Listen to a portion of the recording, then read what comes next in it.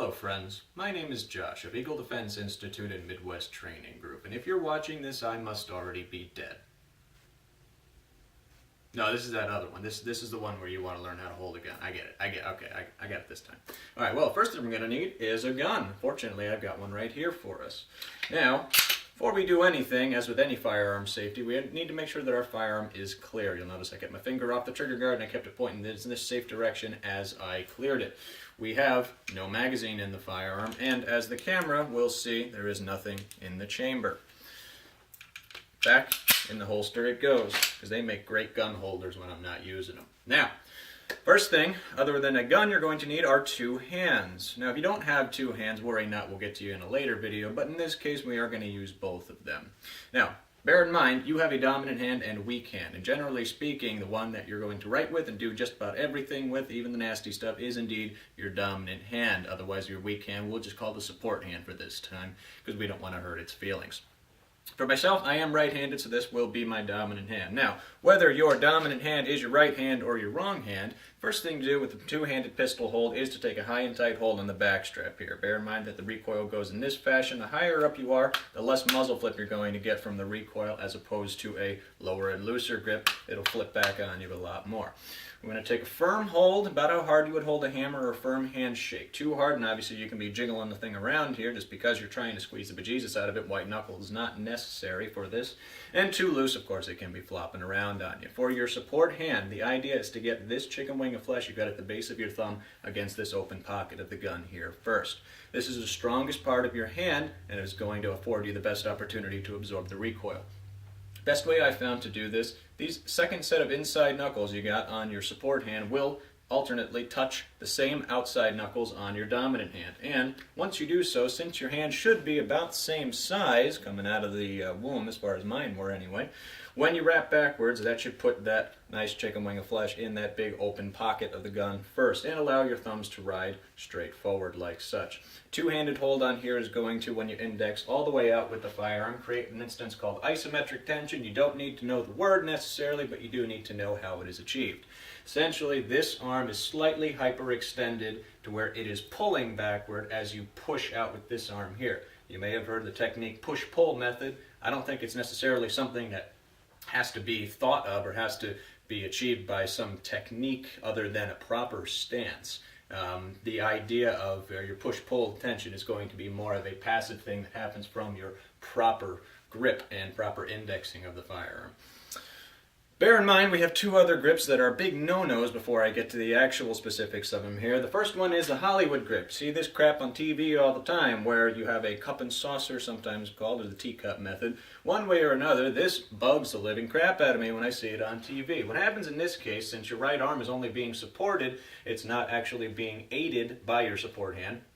Literally supported, just the weight of it. When the recoil comes, it finds this open pocket to the side and it winds up flipping out in this fashion.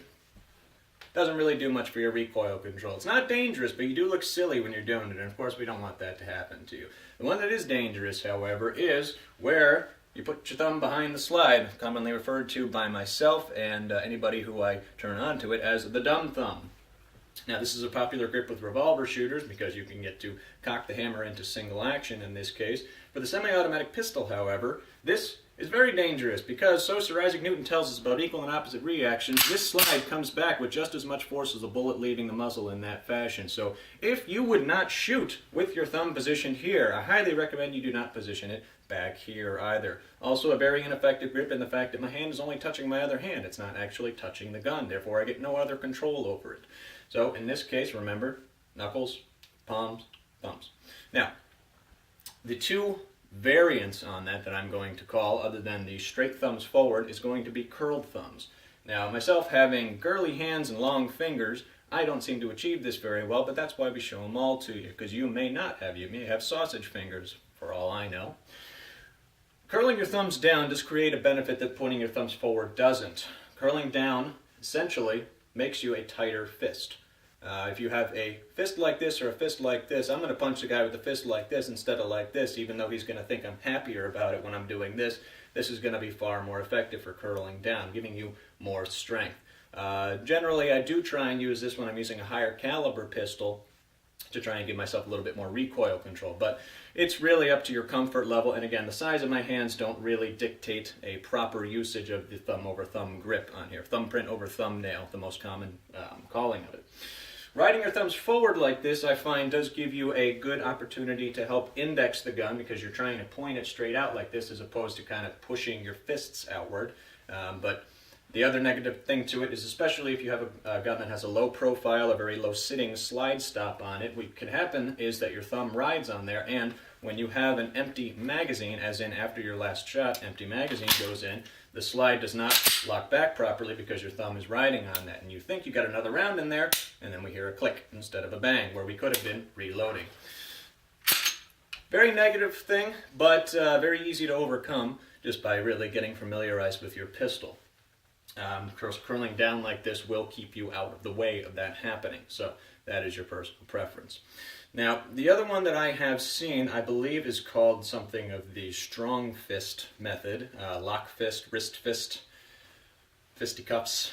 I don't exactly know how to do the name of it, but I do know how to do the grip, and I will show it to you. And I generally consider this to be a bit more advanced of a method. The idea, instead of just taking a two-handed grip like we've seen here, when you have your support hand coming in, you're going to achieve the same basic idea, but with riding your hand significantly forward like such.